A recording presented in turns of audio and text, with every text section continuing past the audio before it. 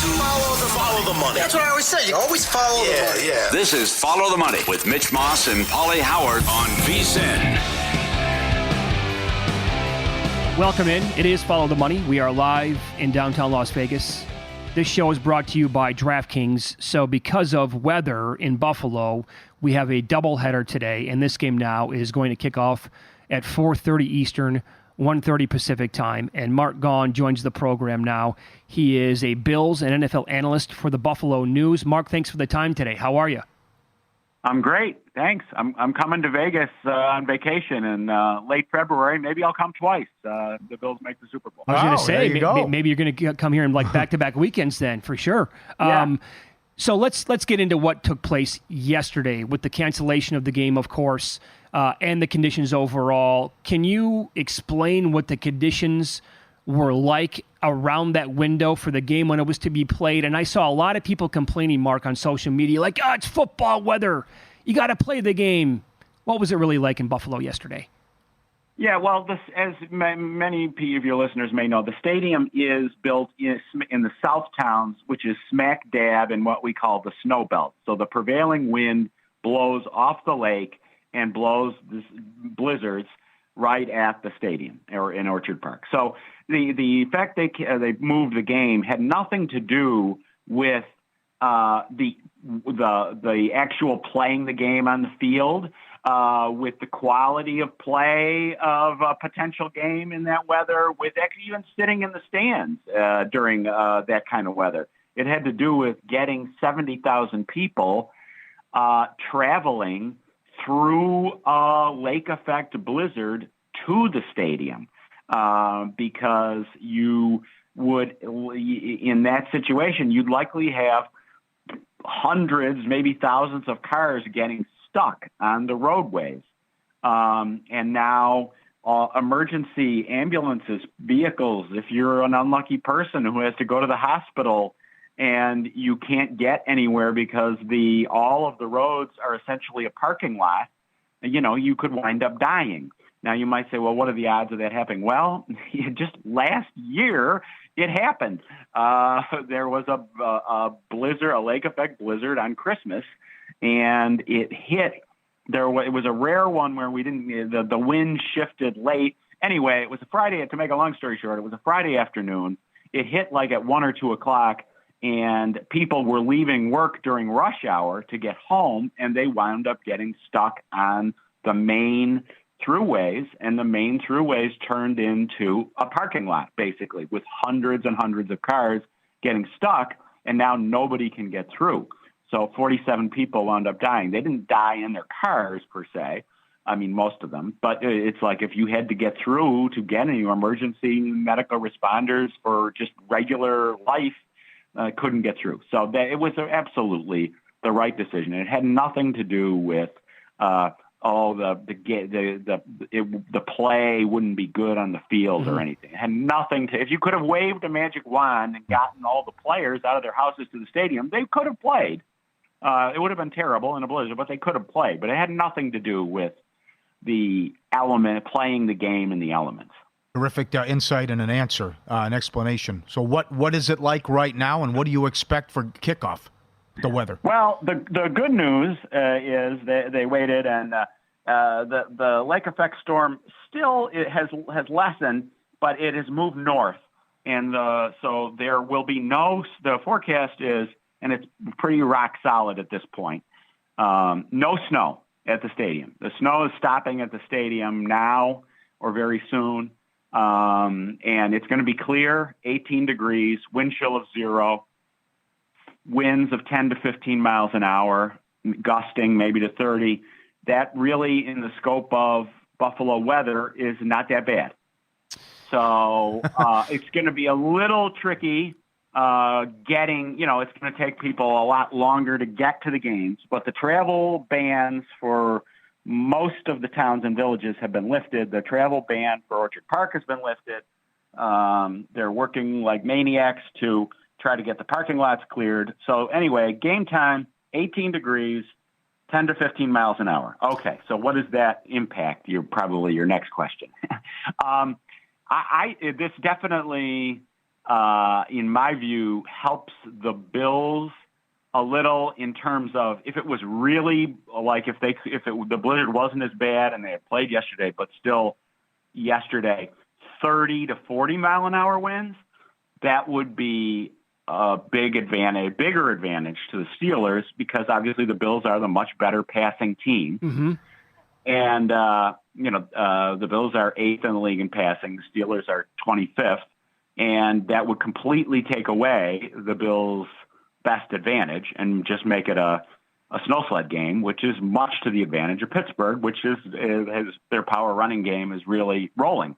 Now, the bad weather generally, as you probably talk about on this show, generally helps the underdog because it creates more of a luck factor or uncertainty, fumbles, turnovers, ball, so that's still a factor. And it's probably, if you're a Steelers fan, you're probably not sad that it's being played in a bad weather game. But as far as passing goes, there still will be passing. If you want me to, and then one more point on this, and I'll stop talking. But cold does not affect. The Bills played a playoff game against New England 2 years ago, and Josh Allen, it was 0 degrees with like minus 15 wind chill, and Josh Allen threw for 308 yards and 5 touchdowns. Yeah, I remember that game, Mark. Right. And then, but now on the other hand, there was a game against New England in 2021 during the regular season, sustained 30 mile an hour winds, gusting to 44 to 45. Mac Jones was 2 of 3 passing. Allen was 15 of 30 for 174 yards, which was actually pretty darn good. All of the passing took place when you were with the wind. So it's not a long-winded way of saying it's not going to be like that. I think they're going to be able to pass the ball. I don't see anybody throwing for 300 yards, but there will be passing. I think your game plan does not have to change dramatically. Okay, fair enough. It's Follow the Money here on VSiN, the Sports Betting Network.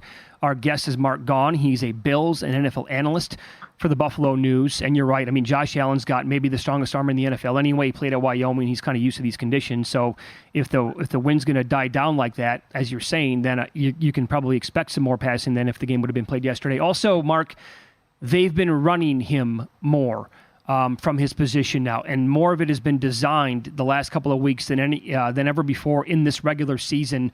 Does that continue today, where Josh Allen's going to be a major factor running the football? Yeah, I think absolutely yes. It's sort of, they would rather they started the season. Let's try and protect him a little more, and he wasn't running. And but Josh Allen running, he's an F-150 truck, and it's a cheat code that they can't get away. Yeah, it's too attractive to stop using. So yes, that's got to be a factor. Pittsburgh, even though their defensive stats aren't great, and they're without TJ Watt. I still have respect for Pittsburgh's defense. Okay. They've got veterans in the secondary. Minka Fitzpatrick's coming back. They have it's a Pittsburgh defense. So, I think they're going to need Josh's running. And if you look at Josh versus Mason Rudolph, what's one advantage? Josh is a 240-pound truck. And, I guess as your viewers have seen, it's a big play against Miami in the regular season finale, 3rd and 13. And, pressure in the pocket, and Allen runs through linebacker Jerome Baker and ran through a 2-arm tackle by 310-pound Christian Wilkins. Got the first down. I mean, they can't not do it. It's one of their main advantages. Yeah, I hope you're right on that one. I did bet his rushing attempts over in this game today. Great spot. I like that. Okay, very good. Let's hope it cashes here. You can follow Mark on X. He's at Triple G Gaughan. Read him in the Buffalo News. Maybe we'll see you out here, not once, but twice in the month of February, Mark. Thanks for the time. Yeah, I'll be there. Thank you. Thank you, sir. Be good. Stay well warm. Done. I'll get back. Yep. That was a great explanation. Yes, it was. Yesterday into today, how it's flipped. Yep. And I would agree with that. And the good recall there, going back, comparing games previously in similar conditions to... Very good. Yep. So I forgot how many times they threw the ball in the Monday night game with the wind, and that I forgot it was that cold when they buried New England in the playoff game. Right. So because it was the rematch, right, a couple of weeks later. Yeah. And they put routed them 40+ on that team. Mm-hmm. Well, okay. So does that change? And I just looked, too. It looks like it's 20 degrees, 5% chance of snow if they win, and they would play the Chiefs Sunday. Right. Bills would play the Chiefs at home if they win on Sunday. So it looks like the weather will be fine in a week, too. How good is that game? Oh, that has all the makings. With their history and all the close games. I mean, Mahomes against Allen. The ratings for that game, if it's close. Yep. Who's going to tune out of that for 3 hours in a row? Yep. Be great to get that one. I thought we were going to have Dallas, Detroit, and KC, Kansas City the same day. But we know Dallas bleeped the bed. Yeah. But that has all the I tell you what, Houston, Baltimore would be a sexy matchup, too. I think that's a great matchup. The way Houston's playing. I honestly think the winner of tonight's NFC game going to Detroit got a shot. Is a sexy matchup as well. Yeah, sure. I mean, how great is the Lions story? Yep. To think of all these problems and this Factory of Sadness Part 2, and you're one win away from going to the NFC title game if you're now. What do they make the total in the Eagles-Lions game with these two defenses? Oh, that would be fun. All right, more NFL coming up next. I think you have to blow it up, and not just at head coach. It's Follow the Money here on VSiN, the Sports Betting Network.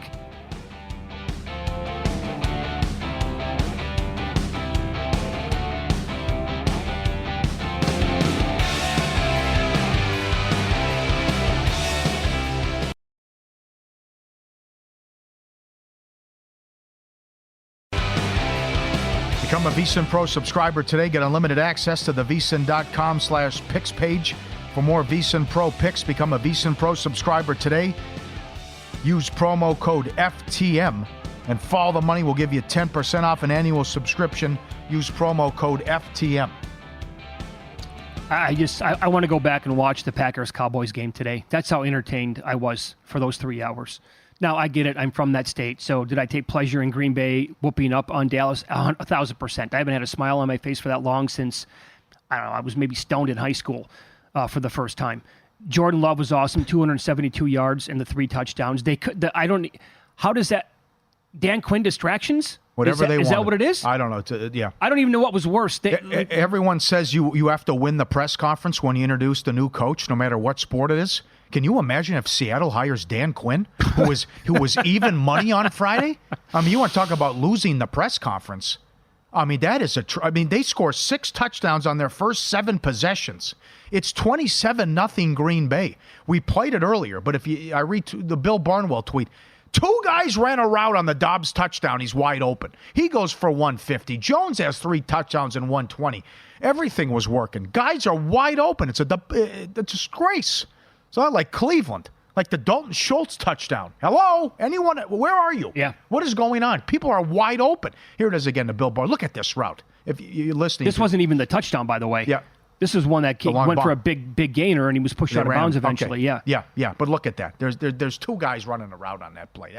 So it was Aaron madness. Jones, and it was up the gut a lot, too. Yeah, and you're right. looking at, a semi-truck could have driven through those holes that they were creating. Where was this Dallas defense? I'm confused. Like, was this team Fugazi across the board? Dak, certainly, a total fraud. McCarthy should never coach anywhere ever again. But here's the thing. Like, I don't even think yesterday's on McCarthy. That's how bad Dak Prescott was, and the defense was even worse. They weren't ready to play, though. Yes, it is. It has to be. Not all of it, no. It's Jerry Jones. But they were not ready to play, and it looked like they didn't practice the whole week. Yeah. Offense, defense, any of it. And Dak comes out. He's erratic. He's all over the place. He's forcing it to CeeDee Lamb, and it's 27 rip after the pick 6. So, F- defensively. Horrible job by Dak. Got to move on from McCarthy. And again, first team in NFL history to win 12 games 3 years in a row, and he can't even get to a title game. But he has got to be sick and tired of this. I don't think it's a slam dunk that he fires him. It should be. Everyone says that. But it's 4 playoff wins in 27 seasons. You're right. A lot of that's on Jerry Jones. Why? This is the other thing, though. You're the Dallas Cowboys. You can have any guy you want. Not him. You're right. I know. He can't. You could. I know. But I go back to Jimmy Johnson. Nah, I'm sick of winning Super Bowls. You're getting credit. I'm not. I have to get rid of you. I'm going to bring in Switzer. Then I go Chan Gailey, Campo, Wade Phillips. The one year I got that right, I hired Parcells. But it's just, Jason Garrett was the head coach for 10 years. And he fired Jimmy Johnson, and he let this buffoon coach for 10 years. Yep. Just because you're rich doesn't mean you're smart. Horrible. Great businessman, yeah. But he doesn't know anything about football. He's a businessman. He doesn't know anything about football. If you had common sense, you never would have hired McCarthy, and you would have had he has an opportunity right now. He can get Bill Belichick. Will he do it? I don't think so. I'm looking at the updated odds. This was last night. There was a move on that at DraftKings. Bill Belichick. They have this up. You can click on the head coaches tab under NFL in a state if you are in a state where they allow you to bet on this. So the move was on this. Bill Belichick, regular season, which team is he going to be the head coach of in week 1? Any other NFL team shot up the board to plus 125. That's because Dallas was not on the board.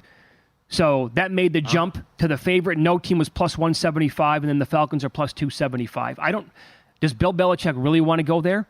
Even if he does, I don't think. Why is this going to work with that guy as the owner and Dak Prescott as the quarterback? Why is it going to work? It's going to be what's going to change in a playoff game? They were exactly wound up and so tight for that game yesterday. It was like, do they have joy at all playing the game? Or do they understand that because of Jerry Jones and the pressure that they put on him, that in the entire state, that's America's team? Imagine being 25 years old and a Cowboys fan, and what you have watching. You weren't even alive for the Emmitt Smith glory days. They have not been to an NFC title game since 1995. Bingo. 29 years. What a joke. 3-13-1 ATS in the playoffs since 97. Dak is 1-6 ATS in the playoffs. I think Belichick's going to Atlanta anyways. So I think Blank is going to beat Jerry to the punch. The other thing, this was making the rounds, the Des Bryant tweet. Doesn't think it's going to happen. Zeke had an opportunity to come to Dallas for the playoff run. Belichick didn't allow it. I think that's much ado about nothing. I just think that's Belichick playing hardball, and I don't think that should mean anything about his chances to get the job anyways. Yeah. But it's just, it's laughable, why you hired McCarthy in the first place, and his whole thing. Well, I was in the barn studying analytics. I'm a different coach now. I'm going to be aggressive and go for it. And I watched every play of every game for the whole season. And then he gets the job. Nah, that never happened. I was embellishing. Okay, great. We're off to a great start with the opening press conference here. So it's historic. I mean, you win 12 games every year and then you look like that. So I can't get over how bad Dak was, and I'm not exaggerating here when I say they got to blow it up. There's a lot of bad. Again, Jerry Jones should be the fans, or somehow he should be forced to sell the team for the good of the organization. Don't go. I'm with you. Don't go. Don't buy tickets. Say this is unacceptable, and it's been that way for 30 years. McCarthy's just not a good coach anyway, so he shouldn't be there. It's a bad recipe. It's a bad combination. Dan Quinn's out the door. That was laughable what happened yesterday. But Dak Prescott has 1 year left in a 4-year, $160 million contract. What do you do, Jack? You want to give him that much money again? You want to run it back with that guy after next year? No way, no how do I want to go to war with Dak Prescott. And again, next year, I can't wait. When they're running up scores at home against Washington and the Giants and some other crappy teams, and they're scoring, because it will happen. Could Dak win the MVP? He should be treated like voters treated Nikola Jokic last year in the NBA, the idiots who said, no playoff success for Jokic. That's why I have to give my vote to Embiid. Like, what? So then if you did that, the voters should do the same thing for Dak Prescott. It's just, that guy is not, what does he win? Okay, you bring up a good point. They're having the same conversation in Miami, too. I'd rather have Dak than Tua. But they're both front runners. I mean, Miami beat one good team this year. Yeah. Guess who it was? Dallas. So you went 1-6 against playoff teams, and let's stop with this Mike McDaniel's an offensive genius. A lot of it's on Tua, I know, but it's unacceptable. You had the defensive side of the ball. I give you that. 100%, you're right on. Yeah. But 7 points and how they fit? You can't lose to Tennessee at home and blow the 2 seed. You can't do it. I would take Mike McDaniel as my coach anywhere at this point, compared to some of the other guys in the league. So let's listen to Mike McCarthy, Big Mike, after that abysmal performance yesterday by the Cowboys. Number one, we're very disappointed to a man. I don't think anybody saw this this coming. I mean, you got to give Green Bay credit. They came in there hot, and this what you saw on film over the past month, they executed and we didn't. So we didn't get it done in any of the phases. And then, I just, we're hurting. We're disappointed. Every man. Yeah. I don't know. I think you might be onto something there, Pauly. When you said he should be gone, I don't know if he's going to fire him. I don't know either. I would not be betting on that big time. You're talking about an eccentric billionaire who can't be told and never hears no. So he'll do what he wants and probably think, everyone thinks I should fire. I'm going to bring him back and maybe have a bizarre press conference or explanation as well. I mean, you just go down the laundry list here with the resume. You're right. They should have beat Seattle with Aaron Rodgers. They should have been up 30 at the half. He's kicking field goals from the 1 yard line. Yeah. I mean, it was what happened in the San Francisco game where they can't spike the ball and Dak. It's everything on this guy's watch what he's done, and they certainly weren't ready to play, and it was a total abomination. Total abomination. Yep. As for the Packers, youngest team since 1982 to win a playoff game. Well, that's the other thing. That's right. Experience matters. It also CeeDee Lamb said it. And that team comes in and rips you up, and you're down 27-0. 27-0. Laughing on my couch. Yeah. Laughing. And we're getting good feedback, too, on X right now. People saying they couldn't believe when Greg Olsen made that comment about Mike McCarthy. Oh, I know. But that goes back to, it's like, what are people watching years ago? Remember Terry Bradshaw? Oh, I'd rather take McCarthy than Rodgers. Rodgers can get absolutely. Oh, my God. Yeah. Come on. How? Why? Give us the reasons why. He's never why. been a good coach. No, ever. Imagine if he never had Aaron Rodgers in Green Bay. Right. What would he be doing with his life? He would not be an NFL head coach. He'd be doing something completely different probably. They'd won 16 in a row at home. 16 in a row. 37 points per game. And I'll say your point too, though. Look at the resume, though. Yeah. Look at who you beat during that stretch, but still, it's impressive. And then here comes the 7 seed, and the game's over in the second quarter. One more thing on Rodgers and Love. I know they were in their first year last year. These wide receivers didn't look like this with Rodgers. That's right. Never played like this last year. Yeah. Rodgers had his worst year of his career. Oh, rough weekend for Aaron Rodgers, no doubt. Again. Yes, it was. Yet again. Yep. LaFleur can't coach. It's all Rodgers. Okay.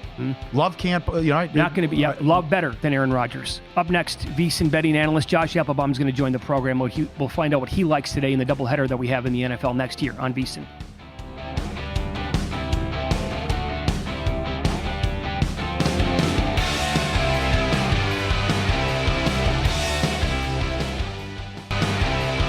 Omaha Steaks. You'll fall in love at first bite with their tender steaks, juicy burgers, air-chilled chicken, and more. You're going to love every bite. It's Omaha Steaks guarantee. And for a limited time, when you go to omahasteaks.com/VSiN, you get 4 free air-chilled boneless chicken breast and 4 free rich, juicy boneless pork chops with your order.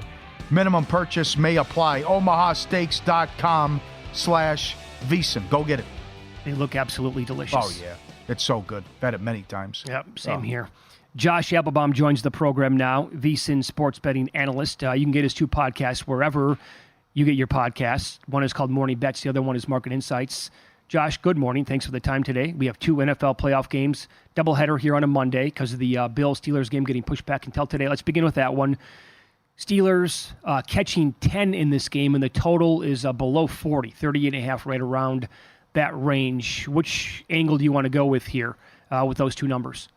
Yeah, Mitch and Pauly, great to be with you. Another great day of NFL playoff football, 3 straight, I'll take it. So this one here, Mitch, is interesting for a couple of reasons. We actually opened this game, Bills around a minus 9.5 point home favorite. We saw the Bills get up to minus 10. Then we saw, because of that terrible weather that we were expecting over the weekend, the line dropped down to Bills minus 9. So because of that terrible weather, kind of an equalizer here, maybe leading to a closer game. That was a good sign. The fact that that line went from 10 down to 9 in favor of the Steelers. But because they pushed back the game and now the weather, it's still not great, but it's much better than it was expected to be. We've seen this line get back up toward Buffalo, minus 10.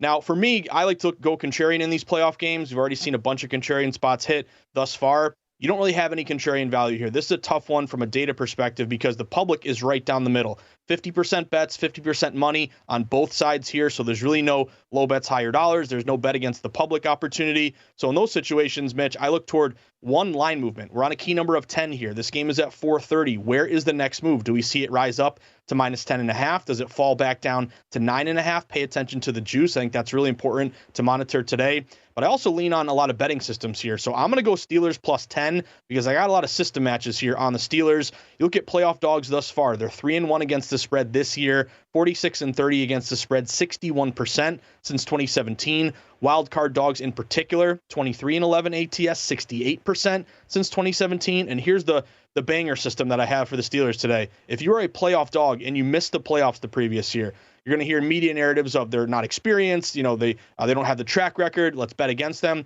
No, you want to buy low on these teams that missed the playoffs the previous year. It's 37-17 against the spread, 69% since 2017, and it's 3-0 this postseason. The Texans, the Packers, and the Rams have all cashed in this spot thus far. You also look at the Steelers, just a correlative betting play in terms of a really big double-digit dog in a super low total game, 38.5. Again, in a low total game, getting big points, it's going to be harder for that favorite to score enough to cover that number. And also, I'm going to look at the coaching quarterback, Mike Tomlin. Tomlin as a dog. You've heard this quite a bit, but Tomlin as a dog in his career, 59-34 ATS, 63% across the regular season and the postseason. And look at the quarterbacks. Josh Allen in his career, only 2-6 against the spread in the postseason. Remember, Dak 1-5, now 1-6 ATS. And then the Bills are only 2-6 ATS this year when they're laying 7 points or more. So I'm going to go with the points here. I'll take the Steelers. The total's interesting, Mitch, because, to me, I think it's a really tough beat for anyone who did their homework, kind of knew that big storm was coming and got a great number on that under, because that total opened before the game was moved as high as 42.5. If you got like a 37, 36, 35, you were feeling great going into the weekend because that got all the way down to 33. But, of course, the weather's looking a little bit better. It's still going to be cold. It's still going to be windy. But now the total is back up to 38.5. So, again, I'll still lean under based on the style of play. And there is a little bit of wind here today. You'll get both teams. They're 11-6 to the under. That's the second best in the NFL. Then also, guys, one prop bet for you. I'm going to look at Dalton Kincaid today, over 35.5 receiving yards. He's gone over this number in 2 straight games. He had 84 against the Dolphins, 87 against the Patriots. And with no Gabe Davis, I think that's going to be more targets for Dalton Kincaid. And with a little bit of wind, we saw in that Chiefs game, windy and cold, those short passes over the middle, easy targets. I know Josh Allen is used to this weather, went to Wyoming. But again, I think Kincaid is in for a big day. But I'll take the plus 10 with the Steelers. I'll lean toward the under, and I'm riding Kincaid over 35.5. I said earlier that the night game was the toughest game of the weekend to handicap because now you don't have A.J. Brown. Philly is on an 0-6 ATS run. They're the third team in history to start 10-1 and then lose 4 of 5. The defense has been a travesty, an abomination as well. But then you got Mayfield playing through all these injuries, and in a game they had to have, they beat Carolina 9-0. So what do you think of the late game? Yeah, I'm taking the points of the Bucs here, Pauly. I like the plus 3. I think if you like the Bucs, you better get it right now because all these plus 3s for Tampa Bay are really juiced up. Plus 3, minus 115, minus 120, looking like it may get down to 2.5. Now, if you missed the 3, that would be a great teaser play if you like the Bucs, 2.5 up to 8.5. Go through a couple key numbers here. What's really interesting to me, Pauly, is you mentioned it. The Philadelphia Eagles have really struggled here. They lost 5 of their last 6. They're playing terribly. There's questions about Sirianni. Will he get fired? I think that's a bit of a drastic move. But again, they've really struggled here late. But the public won't quit the Eagles. They remember them in the Super Bowl. They remember them starting off with a great record. All these star players. Currently, 60% of bets are going with the Eagles. But what's the line done? It opened as low as like minus 2.5, minus 2.5 for the Eagles. It got up to 3. But once we got to the key number of 3, that's when a lot of buyback took place on the Bucs plus 3, looking like it may get down to 2.5. You mentioned the A.J. Brown situation. He won't be playing here in this game, which is definitely a hit toward the Eagles. But also put a lot of stock into Tampa Bay being contrarian, only 40% of bets. Also, you look at these wild card dogs. We mentioned 68% against the spread since 2017, but also in particular the defense, Pauly. You mentioned that as well, but Tampa Bay, they're pretty good defensively. They're only giving up 19 points per game. That's 7th best in the NFL. Philly's giving up 25 a game. They had to bring in Patricia to call plays. That's 30th in the NFL. So in a tight spread in which the public is all over the Eagles, yet this line is dropping back toward Tampa Bay, and you also are betting against the bad defense with again, a much better defense here with Tampa Bay. I'll take the points here. And this is kind of the system that I love, guys. When you are a contrarian dog getting like 40% of bets or less, and you see that line start to creep back in your direction. We've seen it cash 3-0 so far. The Rams, remember, they were 7.5 back down. Or you look at the Green Bay, they were 7.5 back down to 7. The Rams were 3.5 back down to 3. Houston was 3 back down to 2.5. If you're contrarian and yet the late movement is breaking your way, I love that situation. So I'm going to take the +3 here with the Bucs and also lean on Dallas Goedert. To me, this is kind of a tough one because he's only gone over 49.5 receiving yards only 4 times this year, but with no A.J. Brown, he could get a lot more targets here tonight, and the betting market loves Goddard. He's gotten a ton of steam. He was 47.5 over just yesterday. Now he's up to 49.5, and it's juiced up over -130 at DraftKings, may even get to 50. So Goddard's taking a ton of steam here, but I really like the Bucs in this spot. I'm going Tampa Bay +3. Excellent. Again, you can get Josh's 2 podcasts wherever you listen to your podcast. One is called Morning Bets. The other is Market Insights. Josh, is always good talking to you, and best of luck tonight, pal. Thanks so much, guys. Enjoy the games. Yep, Thank you. You too. So there you go. His breakdown of the 2 games. I really want to bet. Well, not really want to. Otherwise, I would have done it already. But I want to bet Tampa Bay money line. But I don't know if I can get there. I do. If I have to bet it, I'm absolutely going to take the 3. That's still available right now. I also think they can win the game. But if Mayfield is not, people are throwing out like 60% for that guy. I believe it. You know? Yep. Philly -10 in the turnover differential this year. Tampa +8. That could loom large. Philly can't stop anything. Now you don't have A.J. Brown. You know, it hurts between the injuries and the turnovers and with the Sirianni business. That's another one. I mean, this guy might be coaching for his job. Believe it or not. This is wild what's happened here. So you have that angle. But this one's tough to me. Is Julio Jones going to be a factor tonight? I don't know. Right? He's going to someone has to play. Yeah. Someone in theory is going to have to get targets other than Devontae Smith and Dallas Goedert. Well, the other thing was we talked about it Friday. I'm not there. I'm not in the locker room. Did he lose total control of the locker room? This A.J. Brown stuff where I'm just deleting and removing anything Eagles from my social media, and then I don't even play. I have the injury, which I sustained week 18. But then I turned the defense over to Patricia because Desai, what was his name? He lost everybody and lost the room defensively. So then you got to go to Patricia, and you can't stop a nosebleed. But then again, Mayfield's playing through all these injuries, and I'm with you. If he was healthy, oh, God, Evans over, Godwin over. Yeah. But that was bad against Carolina. Now, you understand score, time, situation, game, all that stuff, where Carolina wasn't going to do anything. But 9 points in a game you had to have to win the division, that was a struggle for Tampa. Yeah. You also brought up, you talked to a bookmaker here in town, Jeff Sherman over at the Westgate. He said that he would make Detroit 3 against Philly next week. He'll make them 6 against Tampa Bay. Now, That's the one game, the last time we saw Detroit play well defensively was that Tampa game. Mayfield did nothing in that game. Yeah. It was at home. They completely shut him down, and Hutchinson was all over the place. We're getting messages now on Twitter. Also, Jason with a message. He said Lions -3 would be a suitcase best bet for him. Oh, really? He would pound the lines if that's the number that would pop. I mean, it'll open up tonight. It'll be on the board potentially in the fourth quarter of that game. If it's going that way, where it's kind of a blowout, but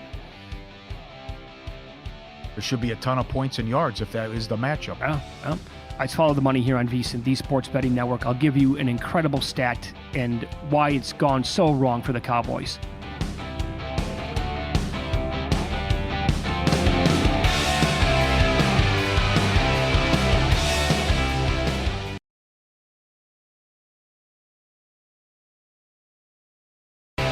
DraftKings Sportsbook, official sports betting partner of the NFL playoffs, bringing you a great offer. The new customers can bet $5 on any game, and you get $200 instantly in bonus bets. Download the app now. Use code VEGAS only on DraftKings Sportsbook. Code VEGAS. The crown is yours. Good tweet by Nate. And you can follow us on X at VSiN Live, at Mitch Moss Radio, at Pauly Howard. Nate says his favorite stat from yesterday. Playoff wins at AT&T Stadium. Packers 3, Cowboys 2. Yeah. They're 6-0 in that stadium now, Green Bay. 3 regular season against Dallas, 2 in the playoffs, and they won the Super Bowl. There. Yeah, against Pittsburgh. He also points out Packers have now gotten Big Mike fired twice, if he does get fired. Yep, right. And he also says, I can't wait for Jerry to hire Kellen Moore. Oh, no. Oh, no. That would be a very Jerry Jones-esque move. I think Belichick's going to Atlanta. And then if he fires McCarthy, what's he going to do? Who's he going to go with? But this guy is full of surprises. Oh, yes, he is. I mean, going back, a guy to think you would get rid of Jimmy Johnson when you win back-to-back Super Bowls and the architect of that roster, building it with the help of the Herschel Walker trade, that you decide to go Wade Phillips, Campo, Chan Gailey, and some of these other guys. You couldn't get it done with Sean Payton. Timing wasn't right. You did bring Parcells in once, but, you had the Mutual Admiration Society between these two.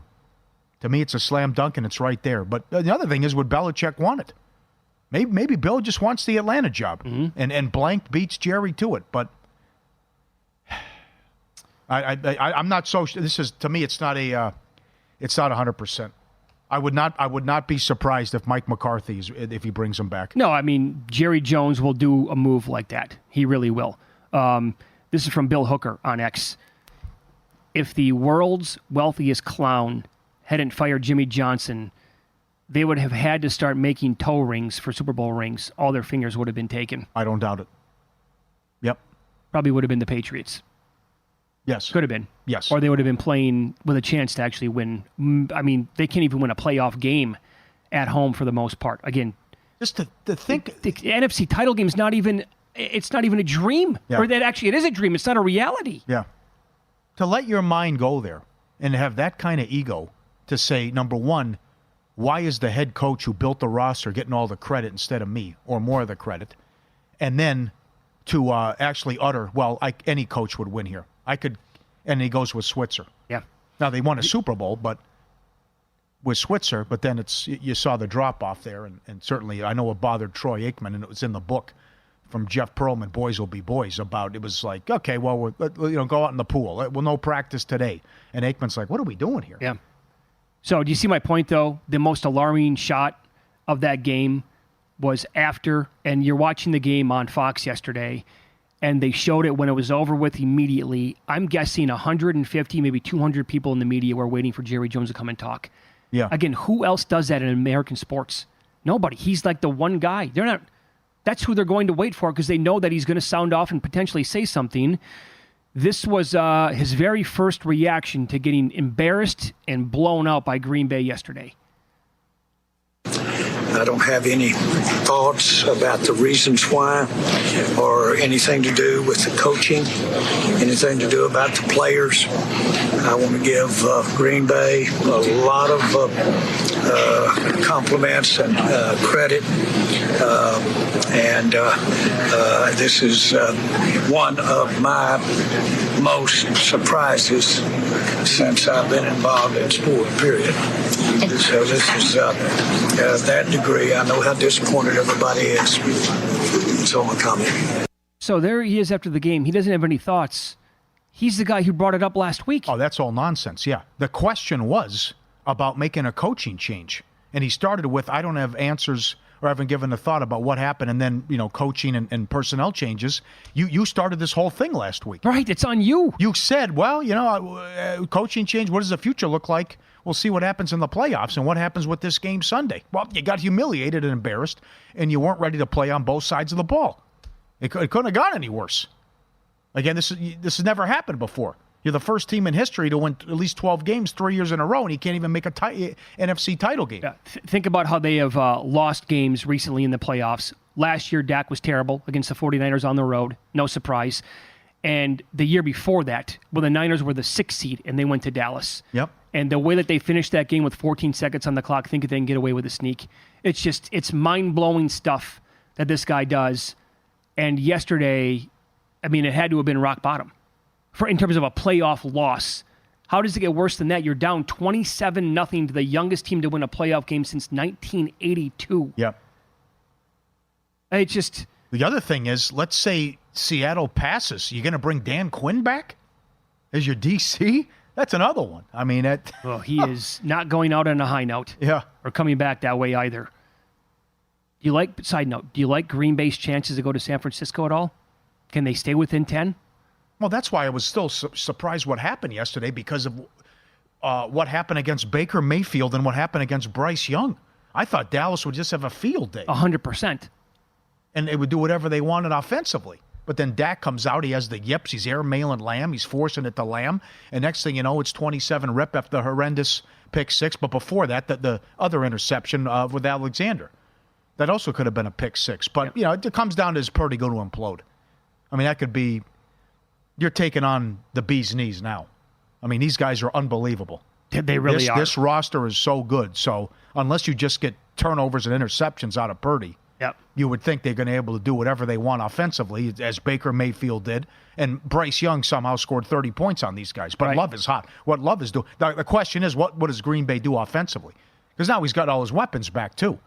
But because San Francisco contained Love and shut him down, and does he turn it over, which he hasn't done. One interception going back. This, 20-20 or 21-1 touchdown INT ratio, whatever it is.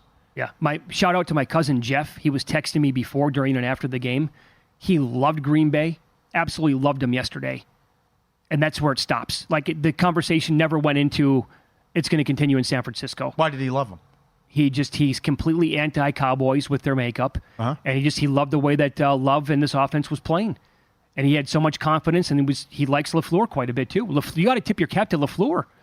They've, again, do you think this is a coincidence or a mistake? They have now scored the first touchdown of the game in 9 consecutive games. And they knew it, too. Like, they went there, they won the coin toss, and he's like, we want the ball. Let's take it. That's huge. And I would expect if they do that as well on Saturday, win the coin toss, they'll probably do the same thing, thinking, well, we're so hot right now. Let's see if we can put this team in a hole 7-0. He played well against the Bears. They played well against the Bears. They also were great against Minnesota on the Sunday night game. They got help, though, with O'Connell's horrible decision to go with Hall. But Love was great in that game. But then again, we're not that far removed from the atrocious performances they got, Love included, as they got beat by Tommy Cutlets. So, yes, they had injuries, but you lost a game to Tommy Cutlets. Well, again, that you had to have at the time. So. Here's what I cannot envision in my head happening again. This is why it was so bad for Dallas. Pick your poison. They couldn't. Because Aaron Jones was running through gigantic holes, and he was also getting around the corner when he had to and blowing by defenders. Where was that Dallas defense? Anywhere yesterday. And then those receivers, all of them, though, were wide open the entire game. Yep. How does that happen against San Francisco? Who's on Dobbs? What is going on? Again, I don't know. I would love to see this and go back and watch the game. How many times was a Dallas defender actually on TV when Dobbs was catching a ball yesterday? That's how open he was every single. Dak Prescott again. I can't imagine. This is how Jerry Jones operates, though. He'll probably say, well, Dak, again, next year, they'll win 11 games, and he put up good numbers. We got to sign this guy. Got to have our quarterback, right? And here's 5 years for $250 more million. You'll say, what's the alternative? Yep. This is Dak on how they played yesterday in that big playoff loss. Frustrated, as you just said, is the great word for my play. The way that we came out here and we started this game, and then just shocked, honestly. From the beginning of the game, we got beat. There's no other which way around it, no way to sugarcoat it. Obviously, I didn't play well, and shock. I'm glad you brought that up, Paul, about recent opponents to Green Bay and what they've done to them. It's one of the reasons why I liked the over in the game yesterday. I did not see it going like that at all. I thought Dallas was going to have an easy time against the defense. And to be down like that and dig yourself a hole, and he had 0 yards passing in the first quarter. Yeah. First time in his career. Yeah. And they just allowed a perfect passing game to Baker Mayfield, and Bryce Young had the best game of his rookie season. Earlier you mentioned, 16 in a row at home and looking at the resume, but look at the wins, right? Look who'd you play, who'd you beat. You got buried at Arizona. You lost 42-10 to San Francisco. You lost at Philly. You gave up 35 points to Seattle. Buffalo beat you by 3 touchdowns. Miami's a fraud, but you lost to Miami. You had no business beating Detroit on the Saturday night game. But it's a funny game sometimes. We'll get some East Coast perspective. Thomas Gable on the show next from the Borgata in Atlantic City. How was the weekend for them, and are they betting Philly every which way but loose tonight?